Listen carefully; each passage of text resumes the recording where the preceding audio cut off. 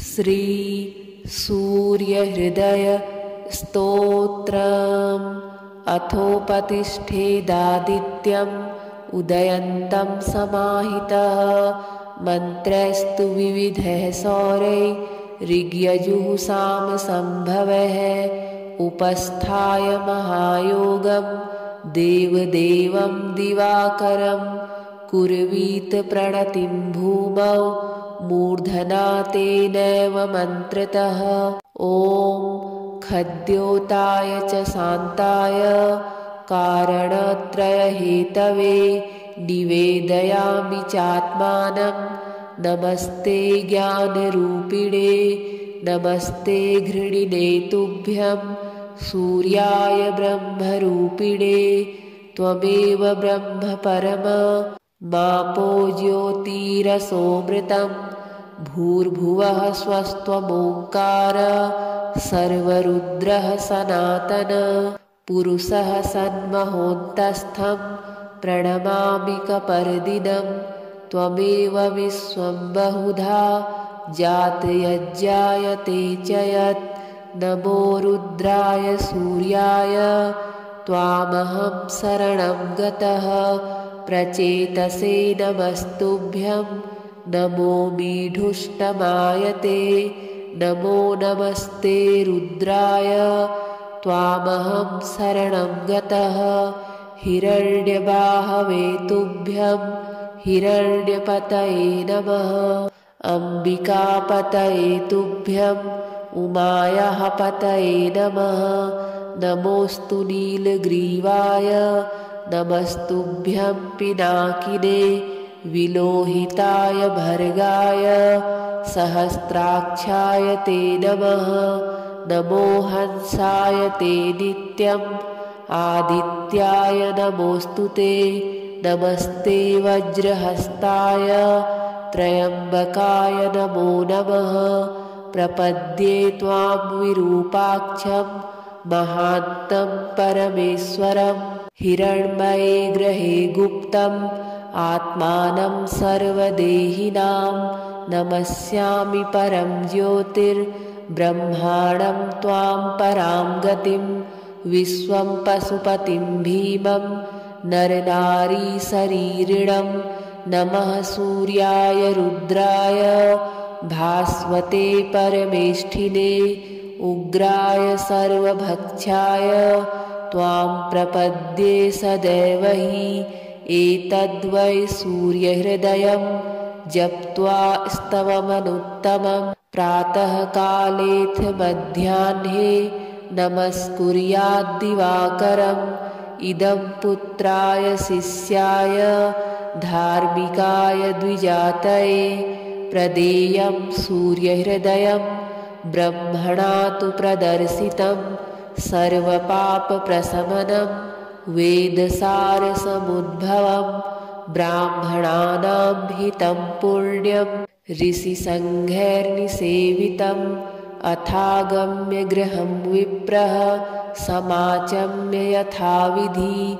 प्रज्वाल्य विहिनीं विधिवज् जुहुयाज्जातवेदसं। ऋत्विक्पुत्रोऽथ पत्नी वा शिष्यो वापि सहोदरः। प्राप्यानुज्ञां विशेषेण जुहुयुर्वा यथाविधि। पवित्रपाणिः पूतात्मा शुक्लाम्बरधरः शुचिः। अनन्यमानसो वह्निं जुहुयात् संयतेन्द्रियः। अथोपतिष्ठेदादित्यम् उदयन्तं समाहितः। मन्त्रस्तु विविधः सौरै ऋग्यजुः सामसंभवः। उपस्थाय महायोगं देवदेवं दिवाकरं। कुर्वीत प्रणतिं भूमौ मूर्धना तेनैव मन्त्रतः। ॐ खद्योताय च शान्ताय कारणत्रयहेतवे निवेदयामि चात्मानं। नमस्ते ज्ञानरूपिणे नमस्ते घृणिने तुभ्यं। सूर्याय ब्रह्मरूपिणे त्वमेव ब्रह्म परम। मापो ज्योतिरसोमृतं भूर्भुवः स्वस्त्वमोङ्कार सर्वरुद्रः सनातन पुरुषः सन्महोन्तस्थं प्रणमामि कपर्दिनं त्वमेव विश्वं बहुधा जातयज्जायते च यत् नमो रुद्राय सूर्याय त्वामहं शरणं गतः प्रचेतसे नमस्तुभ्यं नमो मीढुष्टमायते नमो नमस्ते रुद्राय त्वामहं शरणं गतः हिरण्यबाहवे तुभ्यं हिरण्यपतये नमः अम्बिकापतये तुभ्यं उमायाः पतये नमः नमोऽस्तु नीलग्रीवाय नमस्तुभ्यं पिनाकिने विलोहिताय भर्गाय सहस्राक्षाय ते नमः नमो हंसाय ते नित्यम् आदित्याय नमोऽस्तु ते नमस्ते वज्रहस्ताय त्र्यम्बकाय नमो नमः प्रपद्ये त्वां विरूपाक्षं महान्तं परमेश्वरं हिरण्मये ग्रहे गुप्तम् आत्मानं सर्वदेहिनां नमस्यामि परं ज्योतिर्ब्रह्माणं त्वां परां गतिं विश्वं पशुपतिं भीमं नरनारीशरीरिणं नमः सूर्याय रुद्राय भास्वते परमेष्ठिने उग्राय सर्वभक्षाय त्वां प्रपद्ये सदैव हि एतद्वै सूर्यहृदयं जप्त्वा स्तवमनुत्तमं प्रातःकालेऽथ मध्याह्ने नमस्कुर्याद्दिवाकरम् इदं पुत्राय शिष्याय धार्मिकाय द्विजातये प्रदेयं सूर्यहृदयं ब्रह्मणा तु प्रदर्शितं सर्वपापप्रशमनं वेदसारसमुद्भवं ब्राह्मणानां हितं पुण्यं ऋषिसङ्घैर्निसेवितम् अथागम्य गृहं विप्रः समाचम्य यथाविधि प्रज्वाल्य विहिनीं विधिवज् जुहुयाज्जातवेदसं ऋत्विक्पुत्रोऽथ पत्नी वा शिष्यो वापि सहोदरः प्राप्यानुज्ञां विशेषेण जुहुयुर्वा यथाविधि पवित्रपाणिः पूतात्मा शुक्लाम्बरधरः शुचिः अनन्यमानसो वह्निं जुहुयात् संयतेन्द्रियः अथोपतिष्ठेदादित्यम् उदयन्तं समाहितः मन्त्रैस्तु विविधैः सौरैः ऋग्यजुःसामसम्भवैः उपस्थाय महायोगं देवदेवं दिवाकरं कुर्वीत प्रणतिं भूमौ मूर्धना तेनैव मन्त्रतः ॐ खद्योताय च शान्ताय कारणत्रयहेतवे निवेदयामि चात्मानं नमस्ते ज्ञानरूपिणे नमस्ते घृणिने तुभ्यं सूर्याय ब्रह्मरूपिणे त्वमेव ब्रह्म परम मापो ज्योतिरसोमृतं भूर्भुवः स्वस्त्वमोङ्कार सर्वरुद्रः सनातन पुरुषः सन्महोन्तस्थं प्रणमामि कपर्दिनं त्वमेव विश्वं बहुधा जातयज्जायते च यत् नमो रुद्राय सूर्याय त्वामहं शरणं गतः प्रचेतसे नमस्तुभ्यं नमो मीढुष्टमायते नमो नमस्ते रुद्राय त्वामहं शरणं गतः हिरण्यबाहवे तुभ्यं हिरण्यपतये नमः अम्बिकापतये तुभ्यं उमायाः पतये नमः। नमोऽस्तु नीलग्रीवाय नमस्तुभ्यं पिनाकिने विलोहिताय भर्गाय सहस्राक्षाय ते नमः। नमो हंसाय ते नित्यम् आदित्याय नमोऽस्तु ते। नमस्ते वज्रहस्ताय त्र्यम्बकाय नमो नमः। प्रपद्ये त्वां विरूपाक्षं महान्तं परमेश्वरं। हिरण्मये ग्रहे गुप्तम् आत्मानं सर्वदेहिनां नमस्यामि परं ज्योतिर्ब्रह्माणं त्वां परां गतिं। विश्वं पशुपतिं भीमं नरनारीशरीरिणं। नमः सूर्याय रुद्राय भास्वते परमेष्ठिने उग्राय सर्वभक्षाय त्वां प्रपद्ये सदैव हि। एतद्वै सूर्यहृदयं जप्त्वा स्तवमनुत्तमं प्रातःकालेऽथ मध्याह्ने नमस्कुर्याद्दिवाकरम्। इदं पुत्राय शिष्याय धार्मिकाय द्विजातये प्रदेयं सूर्यहृदयं ब्रह्मणा तु प्रदर्शितं। सर्वपापप्रशमनं वेदसारसमुद्भवं ब्राह्मणानां हितं पुण्यं ऋषिसङ्घैर्निसेवितम्। अथागम्य गृहं विप्रः समाचम्य यथाविधि प्रज्वाल्य विहिनीं विधिवज् जुहुयाज्जातवेदसं। ऋत्विक्पुत्रोऽथ पत्नी वा शिष्यो वापि सहोदरः प्राप्यानुज्ञां विशेषेण जुहुयुर्वा यथाविधि। पवित्रपाणिः पूतात्मा शुक्लाम्बरधरः शुचिः अनन्यमानसो वह्निं जुहुयात् संयतेन्द्रियः। अथोपतिष्ठेदादित्यम् उदयन्तं समाहितः। मन्त्रैस्तु विविधैः सौरैः ऋग्यजुः सामसम्भवैः। उपस्थाय महायोगं देवदेवं दिवाकरं कुर्वीत प्रणतिं भूमौ मूर्धना तेनैव मन्त्रतः। ॐ खद्योताय च शान्ताय कारणत्रयहेतवे निवेदयामि चात्मानं। नमस्ते ज्ञानरूपिणे नमस्ते घृणिने तुभ्यं। सूर्याय ब्रह्मरूपिणे त्वमेव ब्रह्म परम मापो ज्योतिरसोमृतं।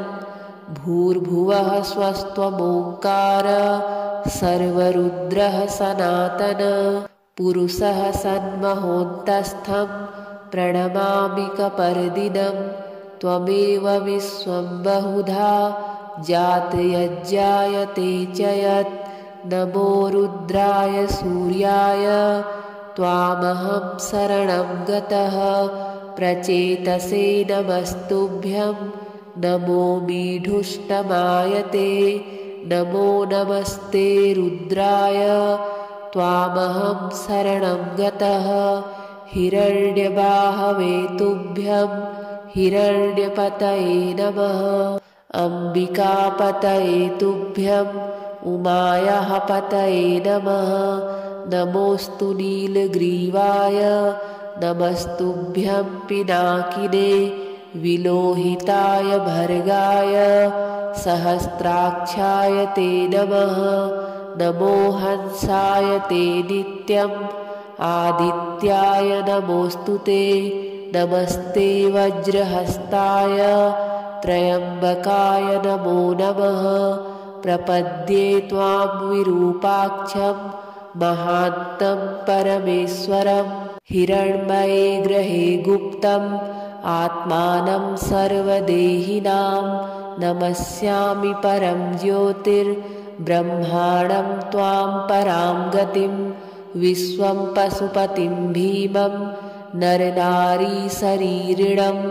नमः सूर्याय रुद्राय भास्वते परमेष्ठिने उग्राय सर्वभक्षाय त्वां प्रपद्ये सदैव हि एतद्वै सूर्यहृदयं जप्त्वा स्तवमनुत्तमं प्रातःकालेऽथ मध्याह्ने नमस्कुर्याद्दिवाकरम् इदं पुत्राय शिष्याय धार्मिकाय द्विजातये प्रदेयं सूर्यहृदयं ब्रह्मणा तु प्रदर्शितं सर्वपापप्रशमनं वेदसारसमुद्भवं ब्राह्मणानां हितं पुण्यं ऋषिसङ्घैर्निसेवितम् अथागम्य गृहं विप्रः समाचम्य यथाविधि प्रज्वाल्य विहिनीं विधिवज् जुहुयाज्जातवेदसं ऋत्विक्पुत्रोऽथ पत्नी वा शिष्यो वापि सहोदरः प्राप्यानुज्ञां विशेषेण जुहुयुर्वा यथाविधि पवित्रपाणिः पूतात्मा शुक्लाम्बरधरः शुचिः अनन्यमानसो वह्निं जुहुयात् संयतेन्द्रियः अथोपतिष्ठेदादित्यम् उदयन्तं समाहितः मन्त्रैस्तु विविधैः सौरैः ऋग्यजुःसामसम्भवैः उपस्थाय महायोगं देवदेवं दिवाकरं कुर्वीत प्रणतिं भूमौ मूर्धना तेनैव मन्त्रतः ॐ खद्योताय च शान्ताय कारणत्रयहेतवे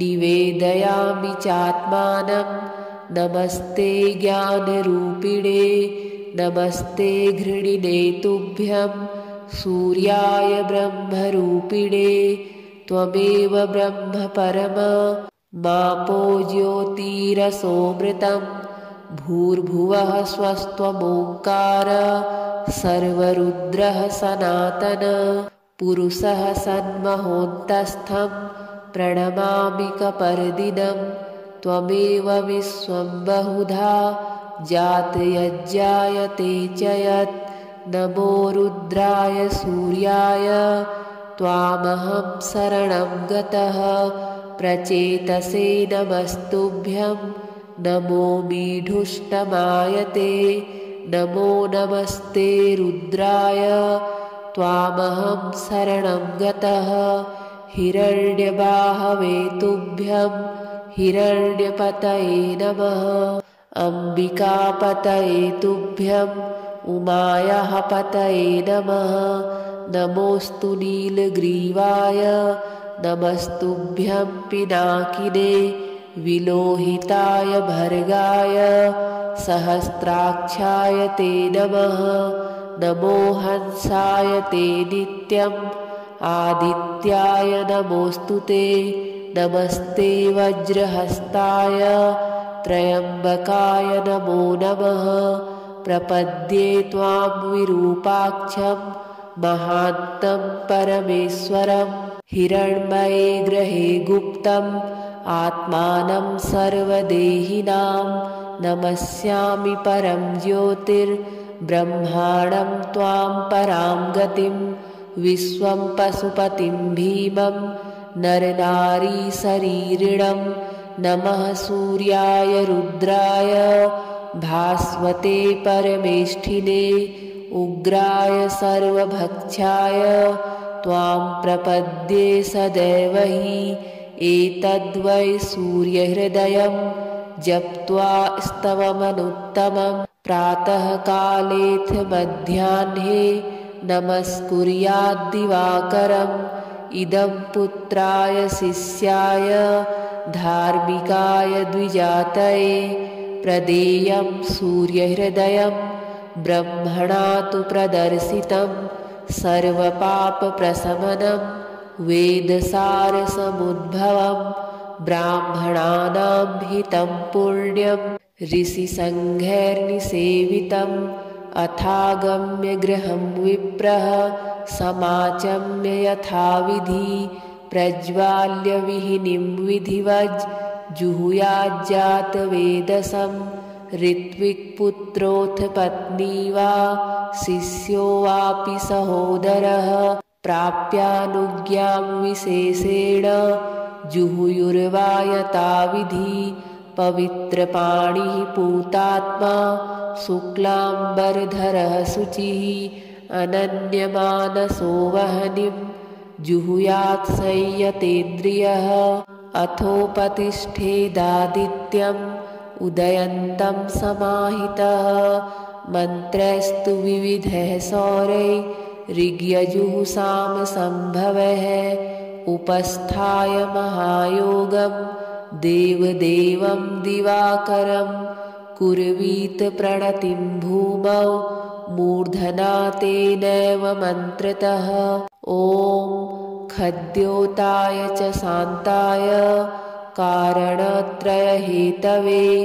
निवेदयामि चात्मानं नमस्ते ज्ञानरूपिणे नमस्ते घृणिने तुभ्यं सूर्याय ब्रह्मरूपिणे त्वमेव ब्रह्म परम मापो ज्योतिरसोमृतं भूर्भुवः स्वस्त्वमोङ्कार सर्वरुद्रः सनातन पुरुषः सन्महोन्तस्थं प्रणमामि कपर्दिनं त्वमेव विश्वं बहुधा जातयज्जायते च यत् नमो रुद्राय सूर्याय त्वामहं शरणं गतः प्रचेतसे नमस्तुभ्यं नमो मीढुष्टमायते नमो नमस्ते रुद्राय त्वामहं शरणं गतः हिरण्यबाहवे तुभ्यं हिरण्यपतये नमः अम्बिकापतये तुभ्यं उमायाः पतये नमः नमोऽस्तु नीलग्रीवाय नमस्तुभ्यं पिनाकिने विलोहिताय भर्गाय सहस्राक्षाय ते नमः नमो हंसाय ते नित्यम् आदित्याय नमोऽस्तु ते नमस्ते वज्रहस्ताय त्र्यम्बकाय नमो नमः प्रपद्ये त्वां विरूपाक्षं महान्तं परमेश्वरं हिरण्मये ग्रहे गुप्तम् आत्मानं सर्वदेहिनां नमस्यामि परं ज्योतिर्ब्रह्माणं त्वां परां गतिं विश्वं पशुपतिं भीमं नरनारीशरीरिणं नमः सूर्याय रुद्राय भास्वते परमेष्ठिने उग्राय सर्वभक्षाय त्वां प्रपद्ये सदैव हि एतद्वै सूर्यहृदयं जप्त्वा स्तवमनुत्तमं प्रातःकालेऽथ मध्याह्ने नमस्कुर्याद्दिवाकरम् इदं पुत्राय शिष्याय धार्मिकाय द्विजातये प्रदेयं सूर्यहृदयं ब्रह्मणा तु प्रदर्शितं सर्वपापप्रशमनं वेदसारसमुद्भवं ब्राह्मणानां हितं पुण्यं ऋषिसङ्घैर्निसेवितम् अथागम्य गृहं विप्रः समाचम्य यथाविधि प्रज्वाल्य विहिनीं विधिवज् जुहुयाज्जातवेदसं ऋत्विक्पुत्रोऽथ पत्नी वा शिष्यो वापि सहोदरः प्राप्यानुज्ञां विशेषेण जुहुयुर्वा यथाविधि पवित्रपाणिः पूतात्मा शुक्लाम्बरधरः शुचिः अनन्यमानसो वह्निं जुहुयात् संयतेन्द्रियः अथोपतिष्ठेदादित्यम् उदयन्तं समाहितः मन्त्रस्तु विविधः सौरैर्यजुःसामसम्भवः उपस्थाय महायोगं देवदेवं दिवाकरं कुर्वीत प्रणतिं भूमौ मूर्धना तेनैव मन्त्रतः। ॐ खद्योताय च शान्ताय कारणत्रयहेतवे निवेदयामि चात्मानं। नमस्ते ज्ञानरूपिणे नमस्ते घृणिने तुभ्यं। सूर्याय ब्रह्मरूपिणे त्वमेव ब्रह्म परम। मापो ज्योतिरसोमृतं भूर्भुवः स्वस्त्वमोङ्कार। सर्वरुद्रः सनातन पुरुषः सन्महोन्तस्थं प्रणमामि कपर्दिनं। त्वमेव विश्वं बहुधा जातयज्जायते च यत्। नमो रुद्राय सूर्याय त्वामहं शरणं गतः। प्रचेतसे नमस्तुभ्यं नमो मीढुष्टमाय ते। नमो नमस्ते रुद्राय त्वामहं शरणं गतः। हिरण्यबाहवे तुभ्यं हिरण्यपतये नमः। अम्बिकापतये तुभ्यं उमायाः पतये नमः। नमोऽस्तु नीलग्रीवाय नमस्तुभ्यं पिनाकिने। विलोहिताय भर्गाय सहस्राक्षाय ते नमः। नमो हंसाय ते नित्यम् आदित्याय नमोऽस्तु ते। नमस्ते वज्रहस्ताय त्र्यम्बकाय नमो नमः। प्रपद्ये त्वां विरूपाक्षं महान्तं परमेश्वरं। हिरण्मये ग्रहे गुप्तम् आत्मानं सर्वदेहिनां। नमस्यामि परं ज्योतिर्ब्रह्माणं त्वां परां गतिं। विश्वं पशुपतिं भीमं नरनारीशरीरिणं। नमः सूर्याय रुद्राय भास्वते परमेष्ठिने। उग्राय सर्वभक्षाय त्वां प्रपद्ये सदैव हि। एतद्वै सूर्यहृदयं जप्त्वा स्तवमनुत्तमं। प्रातःकालेऽथ मध्याह्ने नमस्कुर्याद्दिवाकरम्। इदं पुत्राय शिष्याय धार्मिकाय द्विजातये। प्रदेयं सूर्यहृदयं ब्रह्मणा तु प्रदर्शितं। सर्वपापप्रशमनं वेदसारसमुद्भवं। ब्राह्मणानां हितं पुण्यं ऋषिसङ्घैर्निसेवितम्। अथागम्य गृहं विप्रः समाचम्य यथाविधि। प्रज्वाल्य विहिनीं विधिवज् जुहुयाज्जातवेदसं। ऋत्विक्पुत्रोऽथ पत्नी वा शिष्यो वापि सहोदरः। प्राप्यानुज्ञां विशेषेण जुहुयुर्वा यथाविधि। पवित्रपाणिः पूतात्मा शुक्लाम्बरधरः शुचिः। अनन्यमानसो वह्निं जुहुयात् संयतेन्द्रियः। अथोपतिष्ठेदादित्यम् उदयन्तं समाहितः। मन्त्रैस्तु विविधैः सौरैः ऋग्यजुःसामसम्भवैः। उपस्थाय महायोगं देवदेवं दिवाकरं। कुर्वीत प्रणतिं भूमौ मूर्धना तेनैव मन्त्रतः। ॐ खद्योताय च शान्ताय कारणत्रयहेतवे निवेदयामि चात्मानं। नमस्ते ज्ञानरूपिणे नमस्ते घृणिने तुभ्यं। सूर्याय ब्रह्मरूपिणे त्वमेव ब्रह्म परम। मापो ज्योतिरसोमृतं भूर्भुवः स्वस्त्वमोङ्कार। सर्वरुद्रः सनातन पुरुषः सन्महोन्तस्थं प्रणमामि कपर्दिनं। त्वमेव विश्वं बहुधा जातयज्जायते च यत्।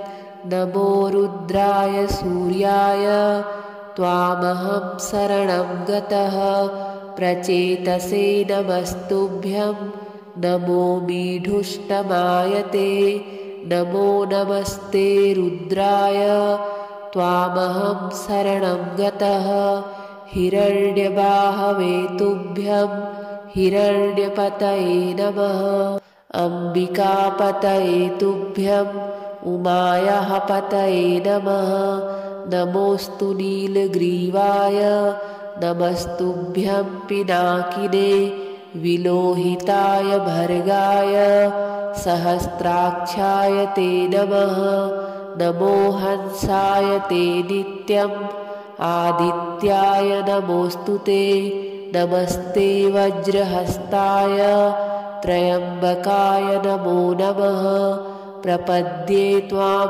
विरूपाक्षं महान्तं परमेश्वरं हिरण्मये ग्रहे गुप्तम् आत्मानं सर्वदेहिनां नमस्यामि परं ज्योतिर्ब्रह्माणं त्वां परां गतिं विश्वं पशुपतिं भीमं नरनारीशरीरिणं नमः सूर्याय रुद्राय भास्वते परमेष्ठिने उग्राय सर्वभक्षाय त्वां प्रपद्ये सदैव हि एतद्वै सूर्यहृदयं जप्त्वा स्तवमनुत्तमं प्रातःकालेऽथ मध्याह्ने नमस्कुर्याद्दिवाकरम् इदं पुत्राय शिष्याय धार्मिकाय द्विजातये प्रदेयं सूर्यहृदयं ब्रह्मणा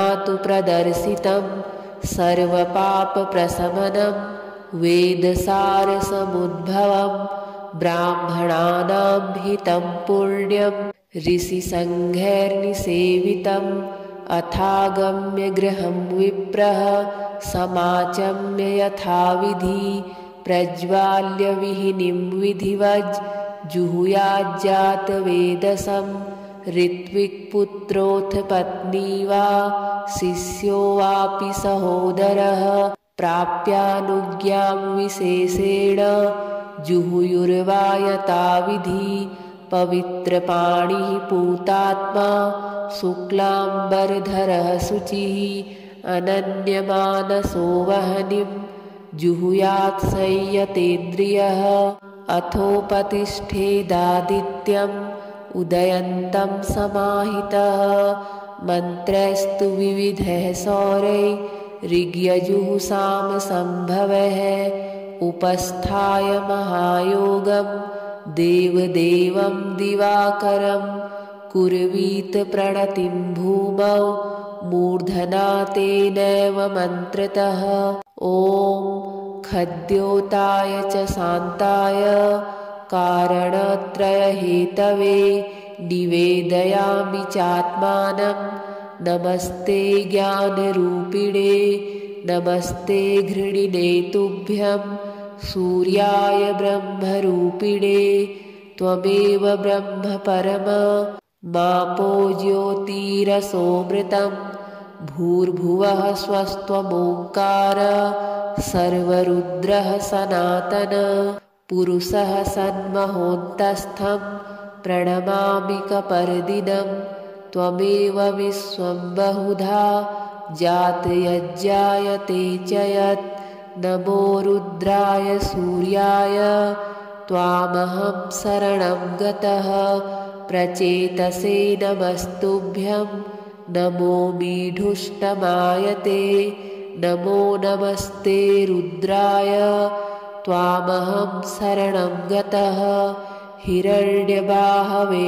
तुभ्यं हिरण्यपतये नमः अम्बिकापतये तुभ्यं उमायाः पतये नमः नमोऽस्तु नीलग्रीवाय नमस्तुभ्यं पिनाकिने विलोहिताय भर्गाय सहस्राक्षाय ते नमः नमो हंसाय ते नित्यम् आदित्याय नमोऽस्तु ते नमस्ते वज्रहस्ताय त्र्यम्बकाय नमो नमः प्रपद्ये त्वां विरूपाक्षं महान्तं परमेश्वरं हिरण्मये ग्रहे गुप्तम् आत्मानं सर्वदेहिनां नमस्यामि परं ज्योतिर्ब्रह्माणं त्वां परां गतिं विश्वं पशुपतिं भीमं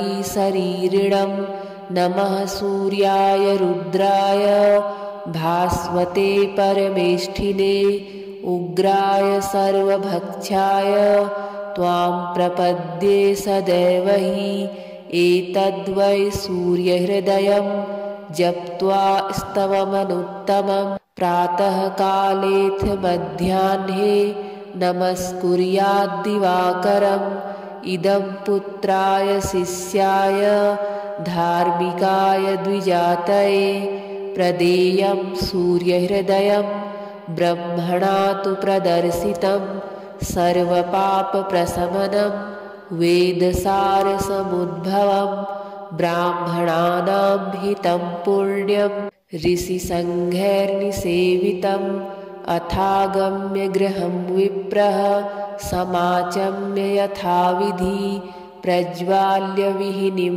विधिवज् जुहुयाज्जातवेदसं ऋत्विक्पुत्रोऽथ पत्नी वा शिष्यो वापि सहोदरः प्राप्यानुज्ञां विशेषेण जुहुयुर्वा यथाविधि पवित्रपाणिः पूतात्मा शुक्लाम्बरधरः शुचिः अनन्यमानसो वह्निं जुहुयात् संयतेन्द्रियः अथोपतिष्ठेदादित्यम् उदयन्तं समाहितः मन्त्रैस्तु विविधैः सौरैः ऋग्यजुःसामसम्भवैः उपस्थाय महायोगं देवदेवं दिवाकरं कुर्वीत प्रणतिं भूमौ मूर्धना तेनैव मन्त्रतः ॐ खद्योताय च शान्ताय कारणत्रयहेतवे निवेदयामि चात्मानं नमस्ते ज्ञानरूपिणे नमस्ते घृणिने तुभ्यं सूर्याय ब्रह्मरूपिणे त्वमेव ब्रह्म परम मापो ज्योतिरसोमृतं भूर्भुवः स्वस्त्वमोङ्कार सर्वरुद्रः सनातन पुरुषः सन्महोन्तस्थं प्रणमामि कपर्दिनं त्वमेव विश्वं बहुधा जातयज्जायते च यत् नमो रुद्राय सूर्याय त्वामहं शरणं गतः प्रचेतसे नमस्तुभ्यं नमो मीढुष्टमायते नमो नमस्ते रुद्राय त्वामहं शरणं गतः हिरण्यबाहवे तुभ्यं हिरण्यपतये नमः अम्बिकापतये तुभ्यं उमायाः पतये नमः नमोऽस्तु नीलग्रीवाय नमस्तुभ्यं पिनाकिने विलोहिताय भर्गाय सहस्राक्षाय ते नमः नमो हंसाय ते नित्यम् आदित्याय नमोऽस्तु ते नमस्ते वज्रहस्ताय त्र्यम्बकाय नमो नमः प्रपद्ये त्वां विरूपाक्षं महान्तं परमेश्वरं हिरण्मये ग्रहे गुप्तम् आत्मानं सर्वदेहिनां नमस्यामि परं ज्योतिर्ब्रह्माणं त्वां परां गतिं विश्वं पशुपतिं भीमं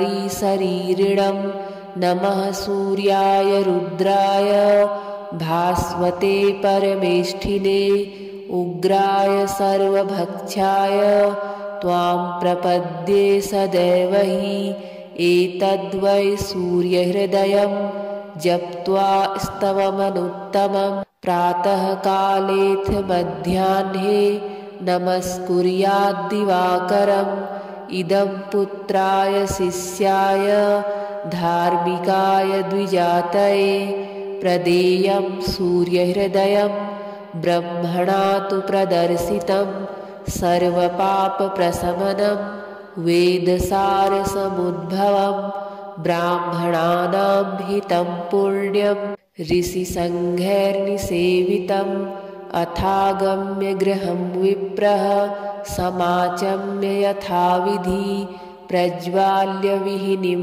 विधिवज् जुहुयाज्जातवेदसं ऋत्विक्पुत्रोऽथ पत्नी वा शिष्यो वापि सहोदरः प्राप्यानुज्ञां विशेषेण जुहुयुर्वा यथाविधि पवित्रपाणिः पूतात्मा शुक्लाम्बरधरः शुचिः अनन्यमानसो वह्निं जुहुयात् संयतेन्द्रियः अथोपतिष्ठेदादित्यम् उदयन्तं समाहितः मन्त्रस्तु विविधः सौरैः ऋग्यजुःसामसम्भवः उपस्थाय महायोगं देवदेवं दिवाकरं कुर्वीत प्रणतिं भूमौ मूर्धना तेनैव मन्त्रतः ॐ खद्योताय च शान्ताय कारणत्रयहेतवे निवेदयामि चात्मानं नमस्ते ज्ञानरूपिणे नमस्ते घृणिने तुभ्यं सूर्याय ब्रह्मरूपिणे त्वमेव ब्रह्म परम मापो ज्योतिरसोमृतं भूर्भुवः स्वस्त्वमोङ्कार सर्वरुद्रः सनातन पुरुषः सन्महोन्तस्थं प्रणमामि कपर्दिनं त्वमेव विश्वं बहुधा जातयज्जायते च यत् नमो रुद्राय सूर्याय त्वामहं शरणं गतः प्रचेतसे नमस्तुभ्यं नमो मीढुष्टमायते नमो नमस्ते रुद्राय त्वामहं शरणं गतः हिरण्यबाहवे तुभ्यं हिरण्यपतये नमः अम्बिकापतये तुभ्यम् उमायाः पतये नमः नमोऽस्तु नीलग्रीवाय नमस्तुभ्यं पिनाकिने विलोहिताय भर्गाय सहस्राक्षाय ते नमः नमो हंसाय ते नित्यम् आदित्याय नमोऽस्तु ते नमस्ते वज्रहस्ताय त्र्यम्बकाय नमो नमः प्रपद्ये त्वां विरूपाक्षं महान्तं परमेश्वरं हिरण्मये ग्रहे गुप्तम् आत्मानं सर्वदेहिनां नमस्यामि परं ज्योतिर्ब्रह्माणं त्वां परां गतिं विश्वं पशुपतिं भीमं नरनारीशरीरिणं नमः सूर्याय रुद्राय भास्वते परमेष्ठिने उग्राय सर्वभक्षाय त्वां प्रपद्ये सदैव हि एतद्वै सूर्यहृदयं जप्त्वा स्तवमनुत्तमं प्रातःकालेऽथ मध्याह्ने नमस्कुर्याद्दिवाकरम् इदं पुत्राय शिष्याय धार्मिकाय द्विजातये प्रदेयं सूर्यहृदयं ब्रह्मणा तु प्रदर्शितं सर्वपापप्रशमनं वेदसारसमुद्भवं ब्राह्मणानां हितं पुण्यं ऋषिसङ्घैर्निसेवितम् अथागम्य गृहं विप्रः समाचम्य यथाविधि प्रज्वाल्य विहिनीं विधिवज् जुहुयाज्जातवेदसं ऋत्विक्पुत्रोऽथ पत्नी वा शिष्यो वापि सहोदरः प्राप्यानुज्ञां विशेषेण जुहुयुर्वा यथाविधि पवित्रपाणिः पूतात्मा शुक्लाम्बरधरः शुचिः अनन्यमानसो वह्निं जुहुयात् संयतेन्द्रियः